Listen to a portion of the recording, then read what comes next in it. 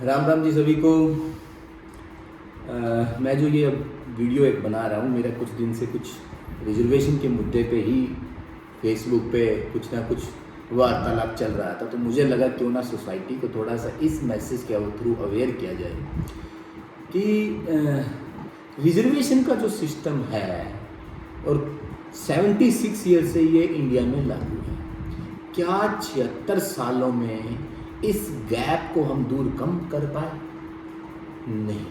आज भी अगर इसकी डिमांड है तो इट मीन्स अगर आपने 76 साल किसी सिस्टम को दे दिए हैं और उसके बाद भी आप कहते हो कि नहीं और लागू होना चाहिए, तो इट मीन्स आप फ्यूचरिस्टिक नहीं है, आपका सिस्टम ठीक नहीं है।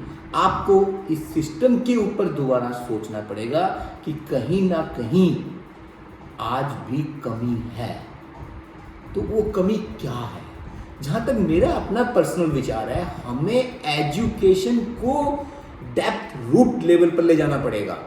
हमें उन बच्चों से ये चीज़ दिमाग से निकालनी पड़ेगी कि आपको रिजर्वेशन मिल जाएगा।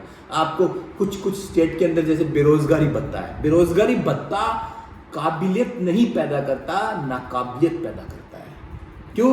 क्योंकि उन लोगों को लगता है कि फ्री का डिस्ट्रीब्यूशन मिल रहा है, फ्रीबीज मिल रही है, बेरोजगारी भत्ता कुछ स्टेट में मिल जाता है, उससे बच्चे को काम करने की ज़्यादा लालसा नहीं पैदा होती है। हमें उन बच्चों के अंदर वो जोश पैदा करना होगा जो इक्वेलिटी के अंदर उनको लेके आए, वो जोश पैदा करना होगा उन्हें आगे बढ़ने के लिए, ना कि भिखारी बनाना है रिजर्वेशन के दम पे।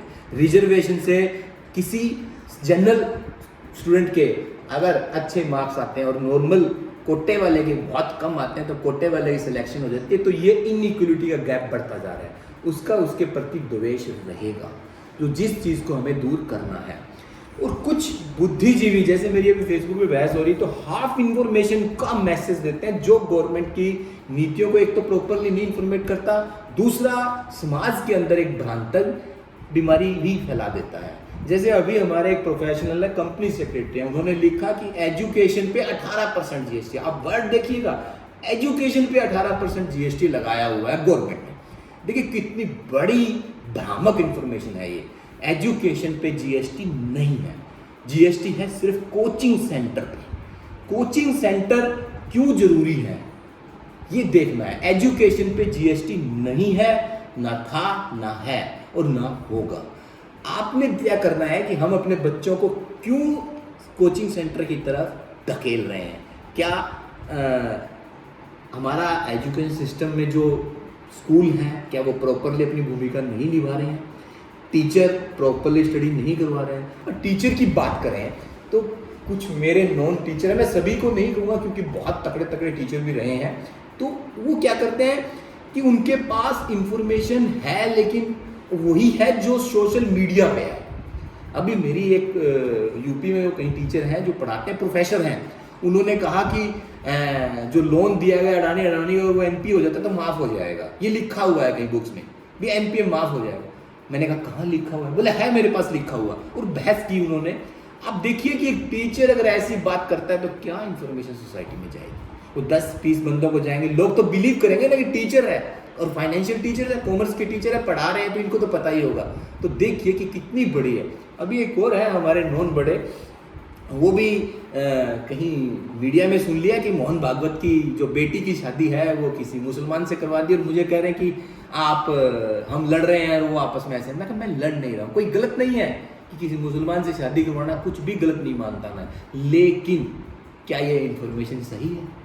नहीं है। तो ऐसी इंफॉर्मेशन अगर ऐसे बुद्धिजीवी लोग, जैसे एजुकेशन पे जीएसटी है, एनपीए माफ है, ऐसी इंफॉर्मेशन अगर ऐसे बुद्धिजीवी लोगों के थ्रू सोसाइटी में जाएगी तो उसका क्या असर पड़ेगा? हमें अपनी जिम्मेवारियों को समझना पड़ेगा कि हम अगर एजुकेटेड हैं या फिर हम वो एजुकेटेड हैं कि ज्ञान का अभाव है।